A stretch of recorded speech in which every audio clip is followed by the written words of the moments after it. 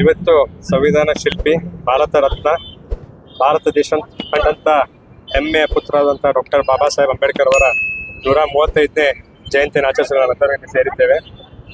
ಬಾಬಾ ಸಾಹೇಬರು ಬರೇ ಒಂದು ಸಮಾಜದಲ್ಲಿ ಒಂದು ತಪ್ಪು ಕಲ್ಪನೆ ಇದೆ. ಬಾಬಾ ಸಾಹೇಬರು ಬರೇ ಒಂದು ಜಾತಿಗೆ ಸೀಮಿತವಾದ ನಾಯಕರಲ್ಲ.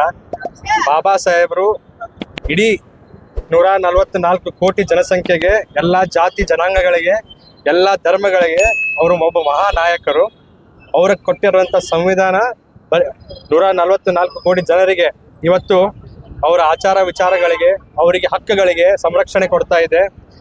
ಅಂತ ವ್ಯಕ್ತಿಯನ್ನು ಇವತ್ತು ನಾವು ಇಲ್ಲಿ ನಮನ ಸಲ್ಲಿಸಲು ಬಂದಿದ್ದೇವೆ. ಬಾಬಾ ಸಾಹೇಬರು ತಮ್ಮ ಇಡೀ ಜೀವನವನ್ನು ತುಳಿತಕ್ಕೆ ಒಳಗಾದಂಥ ಸಮಾಜವನ್ನು ಎತ್ತಲಿಕ್ಕೆ ಪ್ರಯತ್ನ ಪಟ್ಟಿದ್ದಾರೆ. ಅದೇ ರೀತಿಯಲ್ಲಿ ಅವರು ಹೇಳಿದ್ದಾರೆ, ತುಳಿತಕ್ಕೆ ಒಳಗಾದ ಸಮಾಜ ಮೇಲೆ ಬರಬೇಕಂದ್ರೆ ವಿದ್ಯಾಭ್ಯಾಸದಿಂದ ಮಾತ್ರ ಸಾಧ್ಯ.